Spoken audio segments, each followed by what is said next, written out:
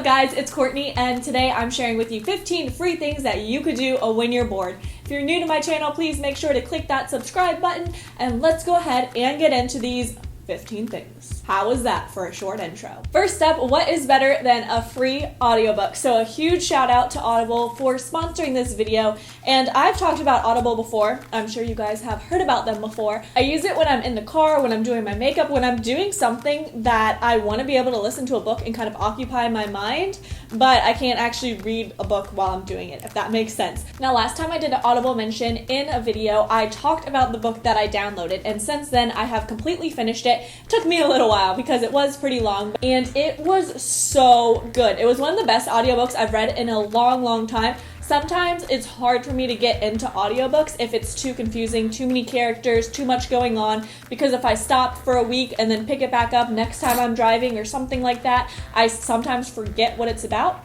Hey kitty!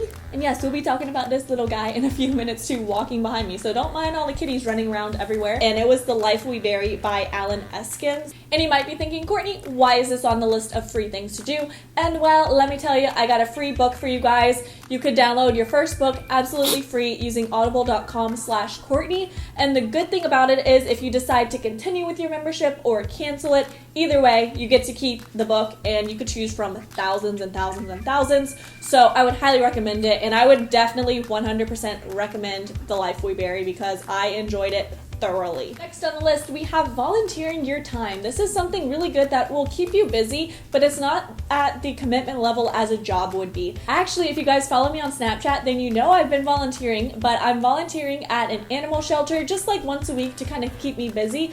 But I'm also fostering 2 little kittens right now, and the great thing, oh look, they're running behind me. There's one and here's the other.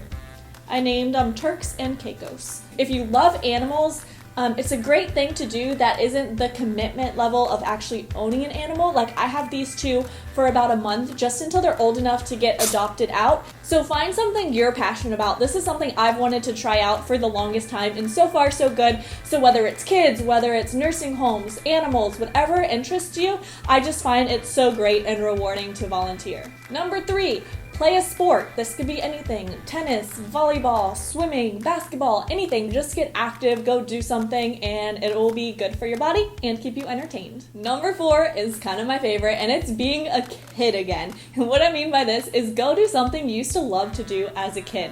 Andy and I went to make these giant bubbles, and we had so much fun trying to get them to work and trying to take cool pictures and videos with them, and it was literally a blast. So whether it's blowing bubbles, whether it's making a fort, whether it's playing a game, do something that you used to love to do. And number 5, go to a park.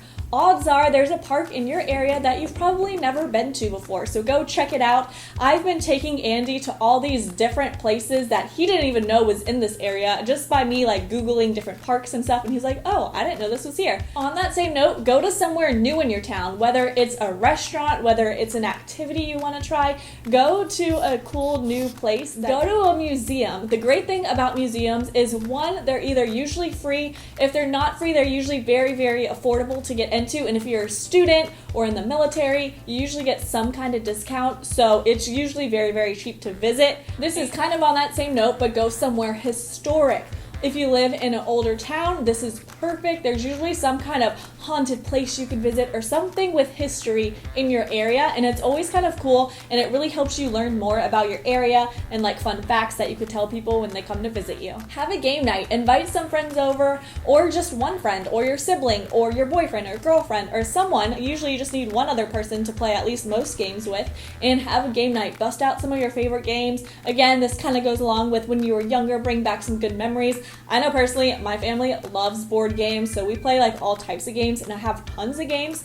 But if you don't have any games like at all, I would recommend going to like a thrift store or like Goodwill or Salvation Army, and there's usually tons of games and puzzles for really cheap. Next, you could do some yoga, which is going to be beneficial to just about everyone. It'll help you unwind if you're stressed out. It'll make you just feel better overall, get you a little exercise in, and if you're stressed out and just want to be a little more flexible, this is perfect. If you enjoy working out, a lot of times you could go to a new gym and get a free week and try it out. So it's free, and you're getting a workout in. You could pretty much go to any gym and tell them you're interested and see if they have any first time member type of deal, and usually it's a week or two that you'll get for free.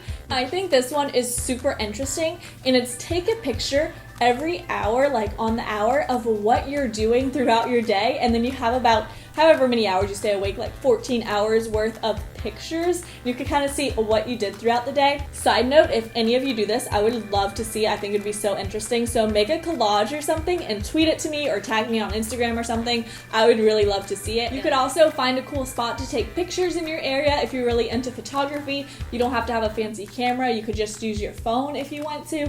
Just find a place to go explore, take some cute pictures. You could also look on Craigslist for free stuff. There's a whole section for free things that people are getting rid of that you could go pick up. Or personally, I just love searching through Craigslist and just seeing what there is. There is some funny stuff on there. If you search in the right categories, it could be quite hilarious. And last but not least, if you're looking to make someone's day, call your family, call your friends, call someone you haven't talked to in a while, and just see how they're doing, see what they've been up to, and I can guarantee, 1, it'll be great to catch up, and 2, you will really make their day. Alright guys, so those were 15 free things that you could do. I want to know what your ideas are in the comments down below. That way everyone could have even more than 15 things that they could do when they're bored that are also free. And if you missed my last videos, you can click on the side of me or click the eye up in the corner to check them out, and I'll see you guys next time. Bye!